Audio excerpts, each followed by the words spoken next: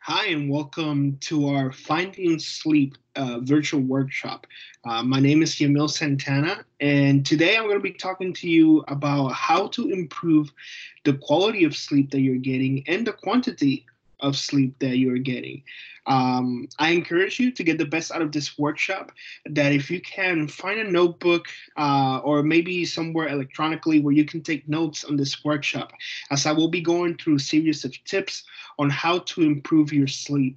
We're also going to be talking about why sleep is important and what are some of the things that can negatively influence the amount of sleep that you're able to get and how good that sleep really is.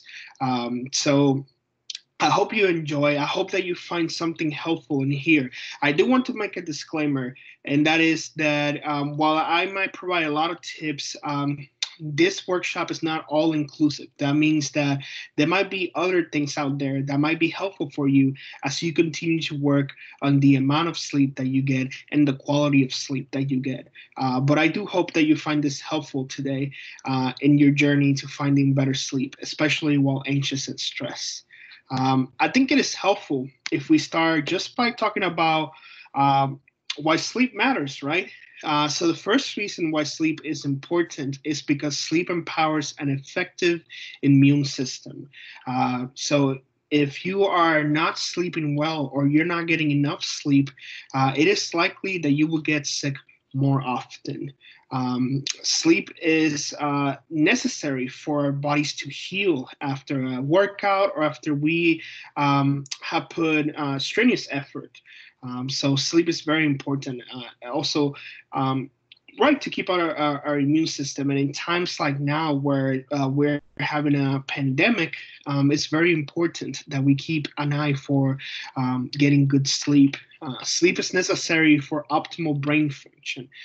This means that if we're not getting enough sleep, it is likely that we're not able to focus or concentrate as well as we would if we were getting enough sleep. Sleep enhances mood.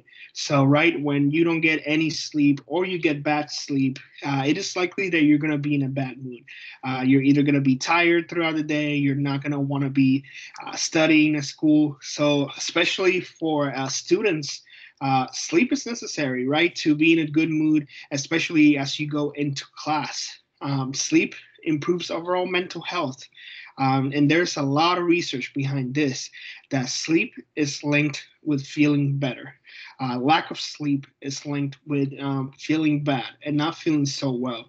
So, for all of these reasons, sleep matters and sleep is important. So, I want you to take a second just to thank yourself for being here, for listening to this workshop, because you are working on yourself and you're working on something that is important, and that is getting the sleep that you need so that you can perform to your full potential. Now, sleep has some enemies.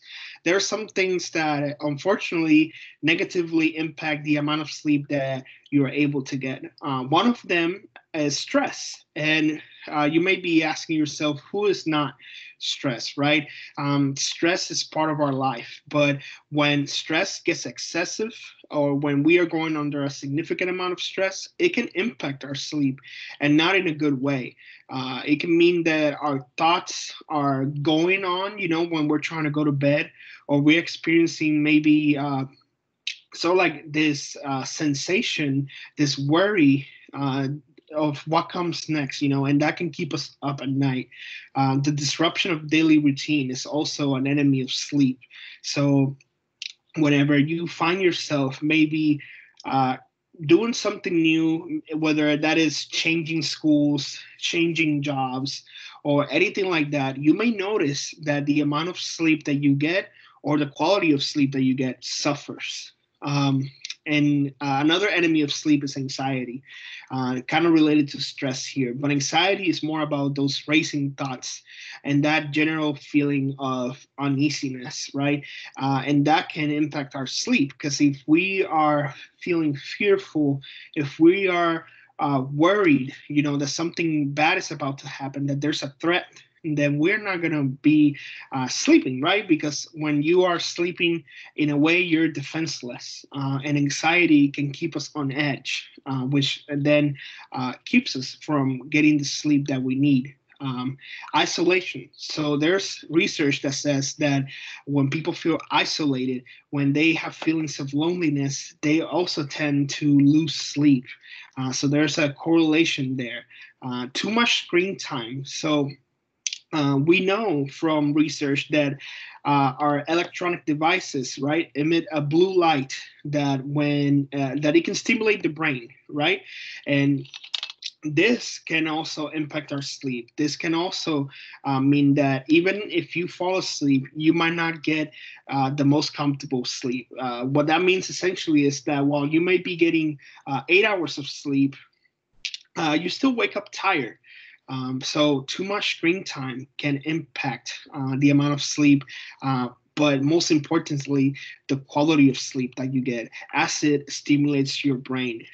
Fatigue. So you may think, right, if I'm feeling tired, that means that I should sleep better. But research actually shows that in some cases, it's quite the opposite. When you're too tired, that means you might get bad sleep. So feeling fatigue can also lead to getting bad sleep or not enough sleep. And then substance use. So I'll go into detail later on when I talk about how substances can impact our sleep, but we know that abusing substances can have a negative effect on our sleep. Now, I want you to take a second to just look over at this list one more time. What you may notice is that some of the things that are showing up here have increased since we have been going through a pandemic, right, for the past few months. And about at the time you're watching this, we're probably still going through this pandemic that is COVID-19. And what has this pandemic done? In some ways, it has really increased stress. As you may be wondering, what comes next? There might be some uncertainty with the future. You may be worrying about family members or about yourself, right? There's a disruption of daily routine as you might be finding yourself working and studying from home, which is way different from how things used to be or the way you interacted with peers in school. There's a lot of isolation happening now as we continue to be socially distant, and we try to stay home more often. There's a lot more screen time, right? Like, if you were recommended this workshop, usually this will happen in person, but because of COVID-19 and being at home, we're trying to do our best to do virtual and remote workshops. And this has increased in a way, right? Screen time. As you're also taking classes and learning from home, you're probably using more devices than usual. Or if you're still just using your laptop, you're probably using it for many things, right? Maybe for watching Netflix, watching a movie, and also to do your homework and to do research and to access social media. And all of these things combined have probably increased your fatigue and have probably led to some of that if you're experiencing that currently. So that being said, sleep has some enemies, and because of COVID-19, we are seeing more of them. Now, I want to talk briefly about what happens when we lose sleep.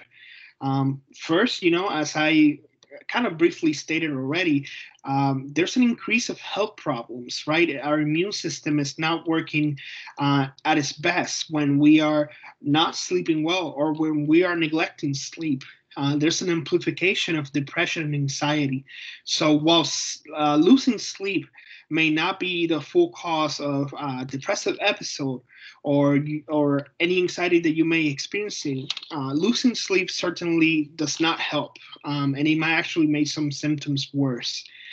There's also an increased likelihood of making mistakes and of accidents to happen. So we know, right, that if you're not sleeping well and you're driving, it is more likely that you will get in an accident than if you were able to get an appropriate amount of sleep.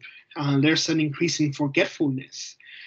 There's also concentration difficulties, right? So if you're not sleeping well and you're showing up to class or you're studying for a test, you may not be able to concentrate on what your professor is saying or the material that you're studying. If anything, right, a lot of times students, because they have a big exam, they'll stay up all night studying. But what research suggests is that you actually don't want to do that, because as we know, when we sleep, we encode memory, and it's better for you to actually get a good amount of sleep before a big exam than it is to stay up all night studying, because it is likely that you'll experience some of those concentration difficulties and that forgetfulness. There's also weight gain associated with lack of sleep. So a lot of negative things can happen when we lose sleep. So that being said, I want to talk about how can we improve sleep. And again, I encourage you, if you have a piece of paper, to get a pencil, or if not, you can take notes on your computer. But I really want you to write these down, as I know that some of these will be really helpful for you. So let's start with number one. And number one is to find a routine. So what does this mean? It means that you start finding when it's a good time for you to go to bed and when it's a good time for you to wake up. And then you want to do that as every day. You want to keep that same routine. So for example, if you decide that going to sleep at 10 p.m. is good for you and waking up at 6 a.m. is a good time, then you want to do that Monday through Sunday. So yes, on the weekends as well. Because that sets a pattern for you, so that when 10 p.m. Rolls around, you'll begin to get sleepy. And when 6 a.m. comes around, you'll begin to wake up. Now, I know realistically, you may not be able to do that every day, right? There are some days where you might have to stay up later. Then some days that you may wake up earlier or later. But you do want to find a routine, and you want to try your best to commit to it, to find a bedtime and a wake up time, and then establish that. At the same time, I'm aware that you can also set up a routine with how your day goes. Because, for example, with COVID-19, it may have changed how you interact with work and how you interact with school. So maybe you don't have to get up early anymore because you don't have to go to class. Now you can do class online, but you still want to keep some of that in your life, some of that routine. So, for example, if you used to have class at 9 a.m., and now you don't, so you don't wake up at 9 a.m. anymore, you want to change that. You want to try to wake up at 9 a.m. still, as if you were going to class, and then do some studying at that time. But it is key to set up a routine so that your brain starts learning the pattern of when it needs to be awake and when it needs to be sleeping. Now, my next tip is to avoid caffeine and nicotine. So we know that caffeine stimulates the brain, and it is not helpful if you're drinking coffee or drinking soda, Coke, around 6 p.m., 5 p.m. If you're going to be going to sleep at 9 p.m. or 10 p.m., right? You want to avoid caffeine as much as you can. Now, I'm not saying that you need to cut off caffeine completely. I understand that coffee tastes great. I drink coffee myself. However, if you are having a lot of problems with sleep right now, and the sleep quality that you get is not very good right now, it is okay to try cutting it off for a while, just while you can work on your sleep. Now, if you are saying to yourself, no, I need coffee, I need to be able to have caffeine, then that is okay. But you want to have it, let's say you're going to sleep at 9. The last cup of coffee you want to have is before 3 p.m. You don't want to have more caffeine after that time. So at least 6 hours before bed should be your last drink of caffeine or your last consumption of caffeine. This will help you so that when bedtime rolls around, your brain is still not somewhat stimulated from the caffeine that you have consumed during the day. talking about substances, another one that you want to try to avoid is alcohol. Because we know from science again that alcohol can have a negative impact on your sleep. So similarly to caffeine here, you want to avoid alcohol as much as you can while you're working on your sleep and while you're getting back into good sleep habits. So I want to challenge you with the same thing. So if you're saying to yourself, I have to have a beer or I have to taste alcohol, then I recommend that you don't do it for at least 6 hours before you go to bed. Now, this might be a challenge, but it's worth taking up this challenge and doing this if it means you're going to get better sleep. Next is monitoring your screen time. So again, we know from research that the blue light that our devices emit, they can stimulate our brain. So in the world that we live now, where technology is something common and we are constantly going between devices, right? We're going from the TV, maybe to the laptop, to our phone. You want to monitor how much screen time you're using. And you do not want to be looking at your phone for at least an hour before bed. So if you can tell yourself, set up a timer or an alarm before bedtime to let you know that you need to put away your devices. And this can be hard. And it might be something that you need to start practicing. Maybe you cannot do an hour before bed, but you can start by 30 minutes before bed, not using your devices. And later you keep moving on. And I can tell you from the research that this will help you fall asleep faster and get better sleep.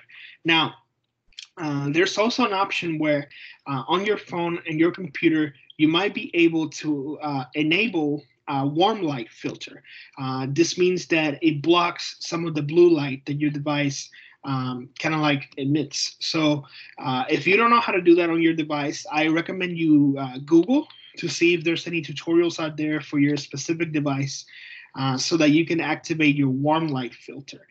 It really does make a difference. And you can even set up a timer. There's some devices where you can program. So like, let's say once 8 p.m. rolls around, your device has a warm light filter that turns on at that time. So I really recommend this. And I really recommend that you keep an eye out for how much screen time that you're using. And if it seems excessive, right? If it is a lot of time that you're spending online or looking at your device, try to cut some of that back. And if anything, try not to use it before you go to bed. That's going to be key in improving your sleep. Now, you may remember when you were a kid and maybe you were having a hard time falling asleep, that your parents may have told you to just close your eyes and try harder. And did that work? Probably not. But what we know is that if you get up and do something relaxing and try again, that might actually work better. So what I mean by this is don't force yourself to fall asleep. If anything, that might have the opposite effect. That might actually stimulate your brain more, believe it or not. So a good tip here is to, if 10 minutes after you went to bed, you still can't fall asleep, just get up and maybe do something relaxing, whether that is breathing exercises or some reading, something like that. Definitely do that for a few minutes and then try again and see if that works. It's almost like advice that you will get from an IT person, right? Like if your computer's not working, turning on and off again. And sometimes it works. Actually, a lot of time it works. So it's the same thing with sleep. If you find yourself not being able to fall asleep, try getting up and then doing something relaxing and coming back and trying again. And again, the key here is getting up and doing something relaxing. So you don't want to get up and start doing homework. You don't want to get up and start playing video games or start listening to workout music or something like that. You want to do something that will help you calm down or that will help you relax. My next piece of advice is to Relax through mindfulness. Now, I don't mean this before bed, although that would be a good thing to do. I mean to try to do this throughout the day. So, what does mindfulness mean? Mindfulness means being present and in the moment. So, if you can find times throughout the day, whether that's 5 minutes or 10 minutes, to practice mindfulness, this is going to be key helping you later on at night to fall asleep.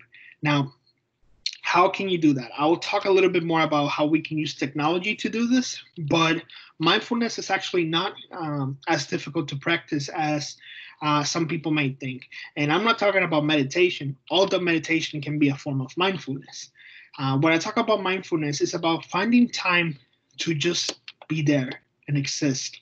So mindfulness can look like you doing nothing, just sitting on the couch, not with your phone, not watching TV, but just noticing how you feel, what thoughts you're having, and just being present with yourself, not with anything to do in mind, not thinking about what comes next or what have I done today, what's on my to-do list. No, just time for you to be there with yourself. So I'll talk a little bit more about mindfulness here in a second, but my advice to improve your sleep is to take time during the day to relax through mindfulness. So if you can find maybe a time in the middle of the day and maybe a time right before you go to bed, that will be ideal for you to improve your sleep.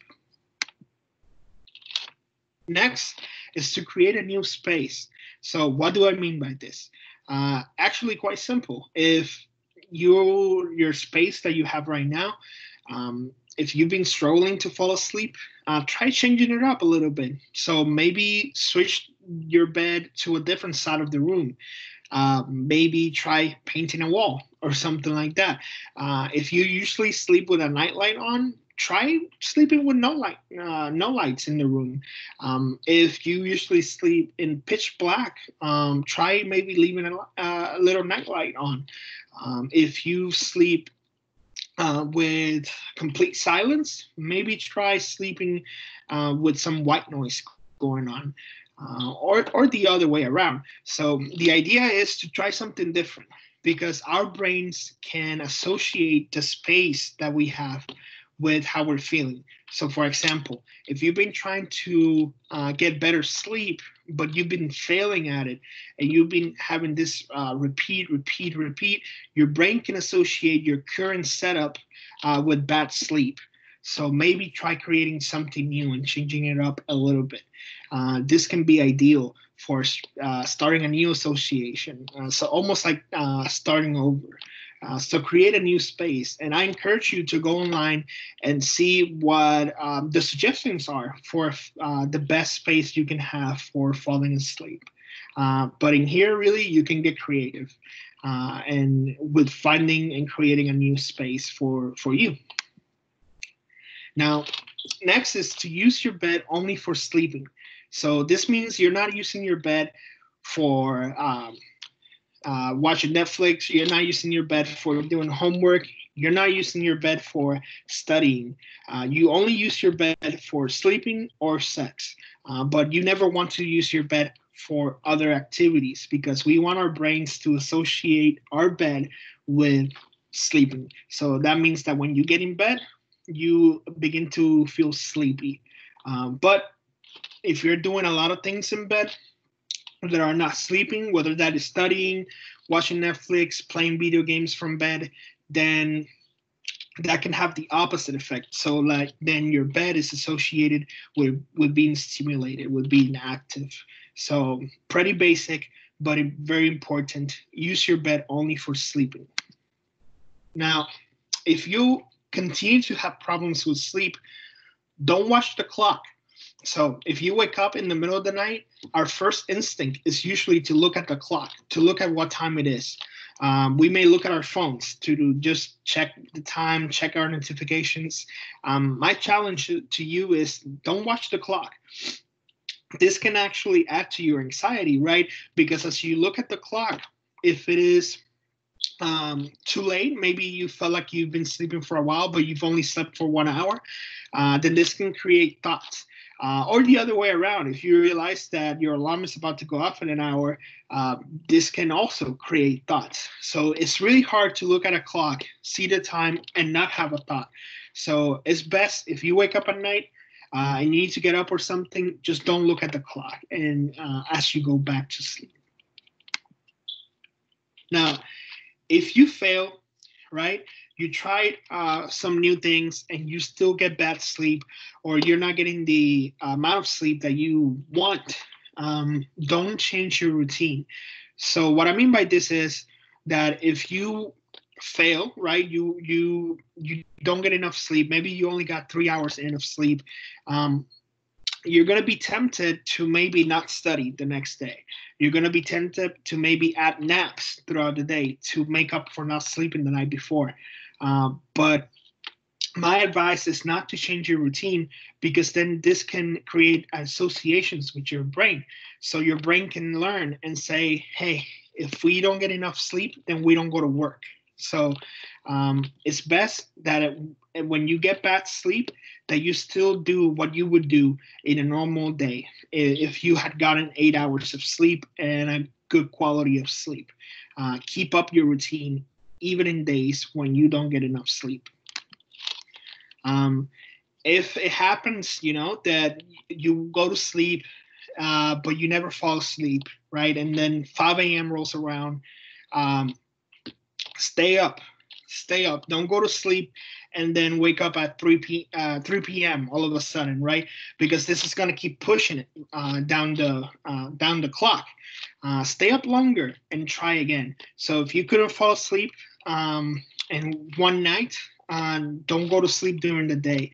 Just stay up, and hopefully, right, when your bedtime rolls around again, you should feel sleepy now. And that's the hope. So stay up longer and try again. Now, here's where I wanted to bring in some technology to work with mindfulness. So there are some apps that can help with sleep. And you can get creative with this. Musi, for example, is an app where you can create video playlists to maybe watch relaxing videos an hour or so before you go to bed. Or you can leave these playing in the background if it helps you to fall asleep listening to relaxing sounds. Now, there's apps like Calm and Headspace, which I really recommend, that have some mindfulness exercises that you can implement throughout your day. They also have sleep advice and sleep tips that might go beyond what I've given you in this workshop. And then, of course, there's Spotify and Apple Music, in which you can find many playlists that have either music to help you fall asleep or music to help you relax during the day. Just try this out and get creative with using technology. Really, these apps that we have, and some you might see and they might not be attractive to you, and that's okay as well.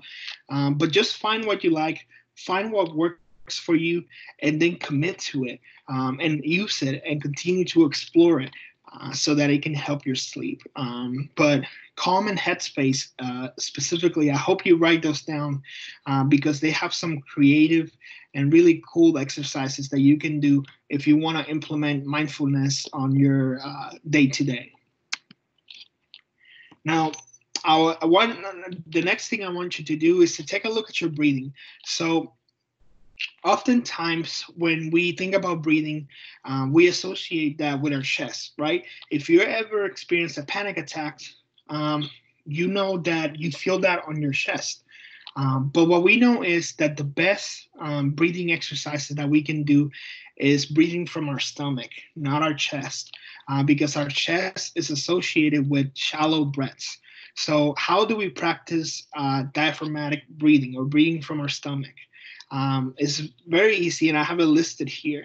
And I encourage you, wherever you are right now, you may want to give it a try to see how it works. But here's what you want to do. You want to lie on your back and either bend your knees over a pillow or sit in a chair. Now, place one hand flat against your chest and the other on your stomach. Now, take slow, deep breaths through your nose, keeping the hand on your chest still as the hand on your stomach rises and falls with your breaths. Next, breathe slowly through pursed lips. Eventually, you want to be able to breathe in and out without your chest moving. This technique slows your breathing and decreases your oxygen needs as it strengthens your diaphragm. So I encourage you to practice that throughout the day. So if you can schedule time here and there to take a couple of deep breaths, it really slows down your breathing and it helps to reduce anxiety and it really helps to reduce stress. I want you to think here for a second. When you think of a baby sleeping, what do you know? What does the baby look like? Usually you'll see that the belly was rising up and down. That's because when we're born, we really engage in diaphragmatic breathing more often. But as we grow older, we use more of that chest breathing. So take a look at your breathing and see what you do more throughout the day. And probably it's that chest breathing, but try to find time to stop and practice some of the diaphragmatic breathing. Now, I want to end this presentation with my last tip here, and this one is really important. This is to be kind to yourself. So as you struggle with sleep, or maybe as you struggle with other things like anxiety, depression, or stress, it's important to continue to try your best to be kind to yourself. Because if you're here watching this video, you are doing something for yourself, and it can be easy to forget that. So pat yourself in the back and be kind to yourself. Say, thank you, mind, because you brought me here and you're working and you're trying hard. And you know what? If you're a student right now and you're watching this video, there's probably a lot of stress happening for you. So the fact that you're doing this for yourself says a lot about how hard you're working. So be kind to yourself and know that you got this. And as you try these things, you may notice little improvements, right? Maybe you won't have the best sleep ever after one night, but hopefully you move a little bit closer to that place where you find yourself having good sleep and a good amount of sleep. Now, here's some resources that I want you to have. So if you have your phone or if you can grab a screenshot of this, I want you to have this information. You can contact the Student Counseling and Psychological Services at Augusta University if you want to talk to a counselor more about sleep or about many other things that may be coming up for you. So maybe after you try all these tips, you continue to experience bad sleep. It might be worth to have a conversation with a counselor about what might be other things that are impacting your sleep. In addition, there might be other things that are going on medically. So here's the number to Student Health Services. I encourage you that if you continue to notice problems around sleep, to give them a call and to have a conversation about sleep and any other problems that you may be having. And then we also have the Georgia Crisis Action Line phone number here because a crisis has no schedule. And I want you to have these resources here. And if you're thinking right now, no, I don't think I'll need any of this, I still want you to take a picture because you never know when you may encounter a friend, a relative, or someone who may need these resources. And then you can have them handy and say, oh, I heard about these things that you might find helpful. But anyway, I hope that you found something in here helpful. I hope that you continue to work on yourself, and I wish you best luck as you continue to improve your sleep and work on yourself. Have a good one.